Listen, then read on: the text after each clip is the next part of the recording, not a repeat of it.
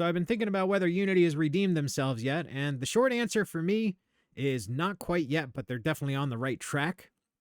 They've made some changes over the past few months that tell me that they are serious about getting us all back. And whether this new CEO is going to be able to do that or not remains to be seen. There's good and bad about him, and we'll get into that in a minute. But I also like to talk a little bit about kind of where I stand in the great engine debate of 2024. Now, you guys know I'm a Unity guy. I came from C# before that. So I've put a lot of time and effort into C# and a lot of time and effort into Unity specifically. So there is a little bit of a bias there towards Unity. That said, I've spent a lot of time in Godot. I've spent a lot more time in Unreal, and I learned a lot in both engines. So there is a different answer than I'm just going to use Unity from now on. So we'll get into that after this. So let's just jump into these articles and talk a little bit about what Unity's been up to the past few months. We're going to start here with the fourth quarter results report from 2023. Now, in this quarter, they did make more money year over year than the previous year's quarter. That said, they know that they screwed up and they know that they could have made more money. And they blame a lot of the fact that they didn't lose money on the fact that they had this Weta FX contract going. And that definitely brought in a whole lot of money that they would have not had the previous year. So that did offset things quite a bit, and they accept that. And specifically in this third paragraph right here, I'm just going to read it right out. Grow Solutions' fourth quarter revenue of $319 million was up 26% year over year and flat on a pro forma basis. Our performance was impacted by competitiveness in the market and the introduction of the runtime fee policy, which we believe is now fully behind us. They own it, straight up. They meddled with their runtime fee, and they paid the price for it, and they accept that. And based on this, being in a financial quarterly report like this, I think that they are genuinely done with monkeying with that runtime fee policy. I think where it stands now is basically where it's going to stay.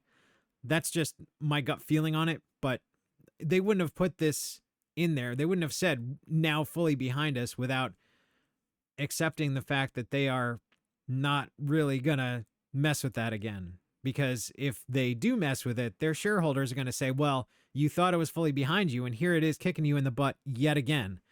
So I think that would doubly make them suffer if they were going to mess with it, they would have left that part out. That's basically my take on it.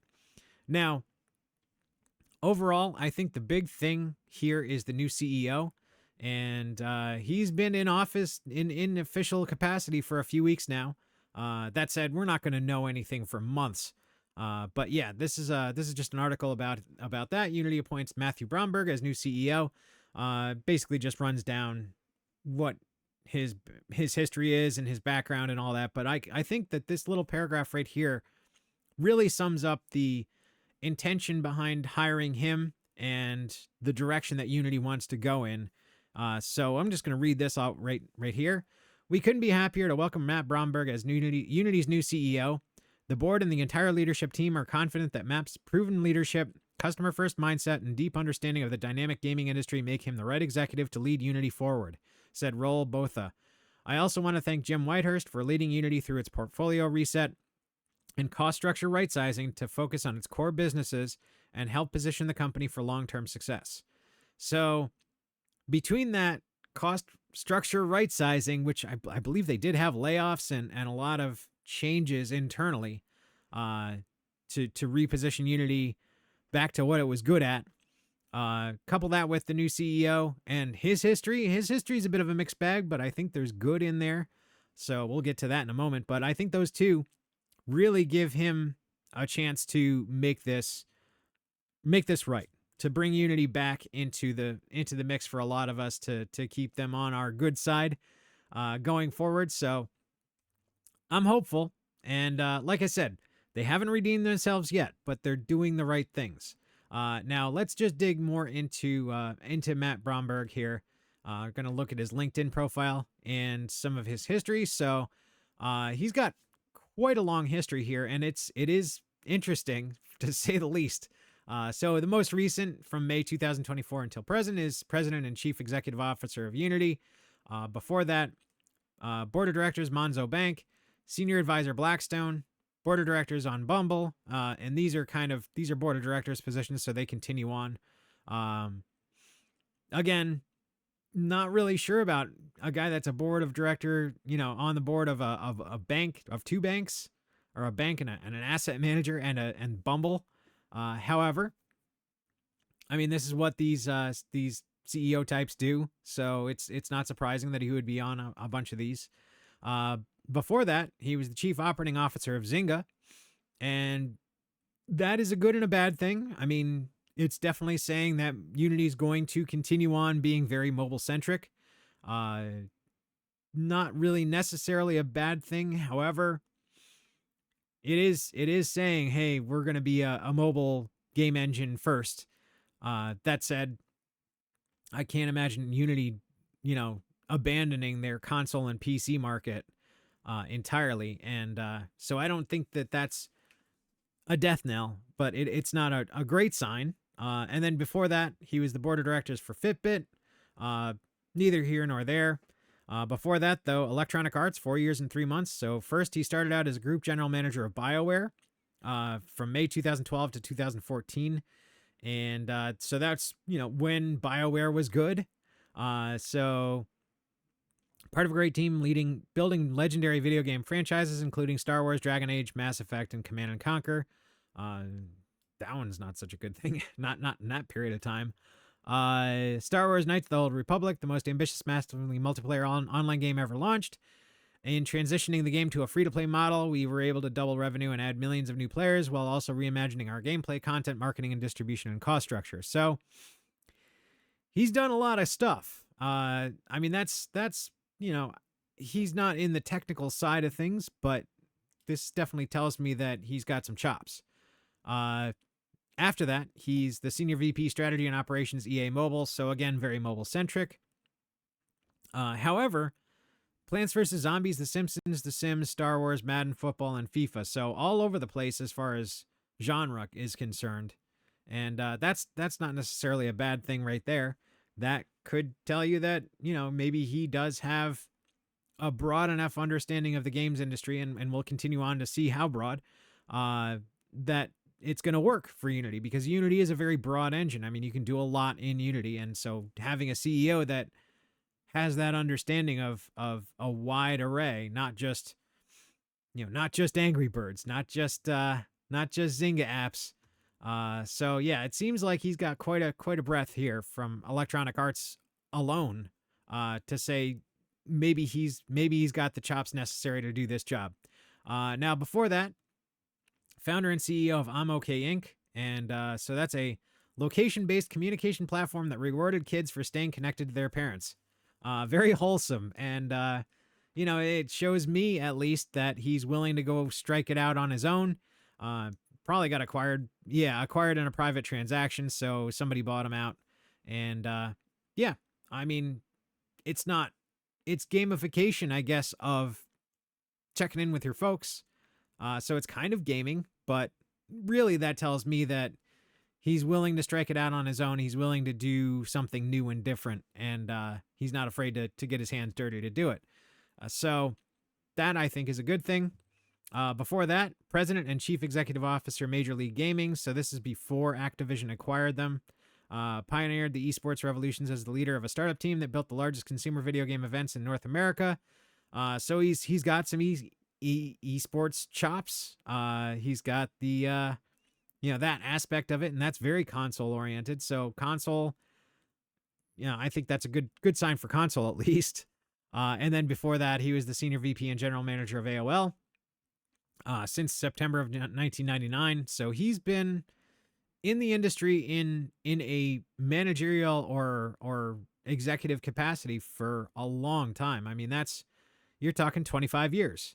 And so that's a pretty good history for him to bring to Unity, a pretty good bank of experience to draw upon. I mean, it's a mixed bag.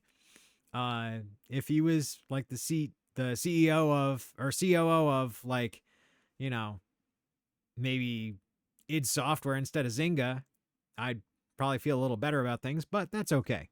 Nothing wrong with Zynga, I guess.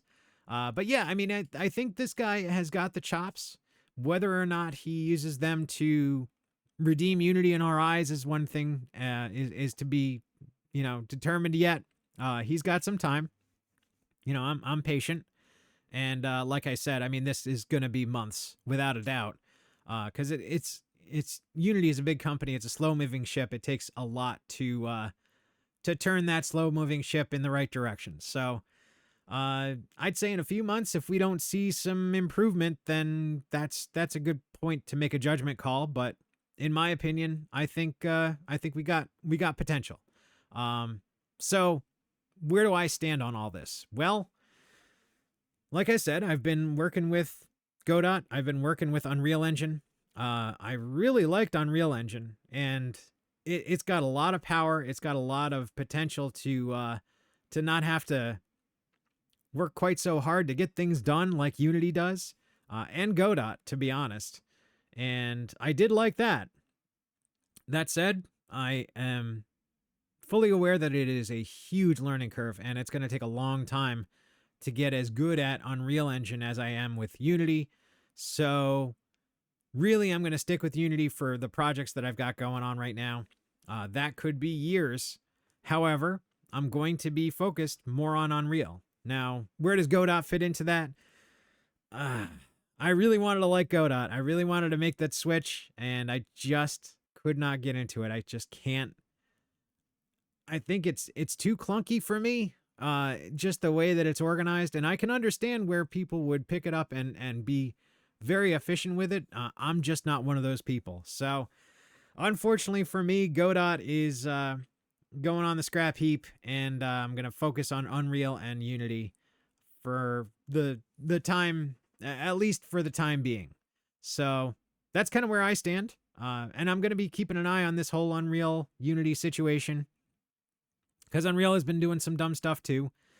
And, it's just kind of a day by day type situation. But given the amount of code that I have in Unity, the amount of stuff that I have queued up, I just can't, I can't leave that alone. And I tried to port a lot of it, and it's going to take just as much to port it as it is to just continue forward with Unity. So that's where I stand. And like I said, we'll keep an eye on Matthew Bromberg and see what he does. I'm hoping that he does the right things here, and he gets this engine back to where it needs to be. I'd like to see some stability in the engine. I'm sick of updating my experimental packages and seeing them all break, because the experimental packages have been out there for 10 years. And I'm just hoping we get some optimization, some improvements on the back end, and they don't monkey with the licensing. That would be great. I mean, if you could do that, I'd be happy. I'd be so happy. I'd use Unity forever. But anyway, that's what I got for you guys. Hope you enjoyed the video. It's kind of a different one, and I understand that a lot of you guys are not game developers. You're not really that into this, but it does bear, some resemblance of a gaming video, and it does impact you, because, these are the engines that developers are using, and it does impact future development going down the road, especially with indie devs and even with the larger projects. I mean, AAA has been using Unreal for a long time, and they're starting to use Unity as well. So yeah, it affects a lot of things, and it is important, even though it's not directly gaming related. But yeah, that's what I got for you guys. Hope you enjoyed the video. If you like these kind of videos, give it a like, and I will talk to you guys later.